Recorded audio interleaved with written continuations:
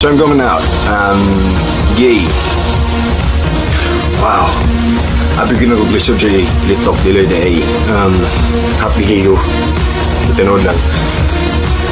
I'm gay and I've always been like this. I'm attracted to same-sex. I've had several same-sex relationships and I dated guys. Tinuod ba nga bayot si Chito sa Montina? Doon ay usa ka video nga nilabay sa akong news page nga ako ang nakita.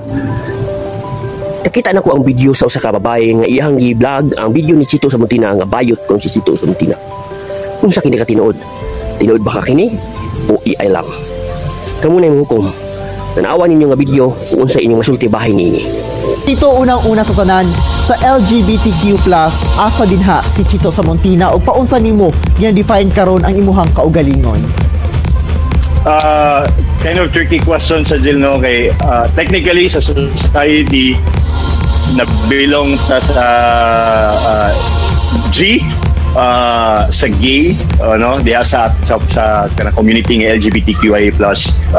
Bata pa lang ko, Jill, I think elementary pa ko, og high school, nabiya na yung mga nabiya na yung mga PE, itong may mga physical activities, mga yung like basketball, nana ko yung ma-feel nga different.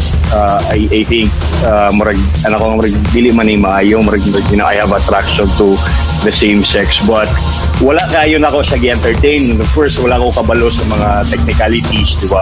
Wala sa kabalo about mga about homosexuality, ana nga mga butang. So ako nagpadayon ako sa akong life until nga nag-abot ko college nga dito nagig ko ingon nga murag mas na-define ako ang kaugalingon nga I'm really attracted to the same sex. Until nag-abot ko sa Manila, dito ako nagtrabaho sa corporate company. Dito na ako mas na-explore.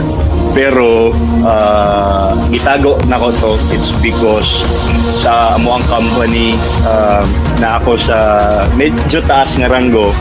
So mahadlo ko nga ma-discriminate. So kato wala gitago lang nako, wala koy gisultian.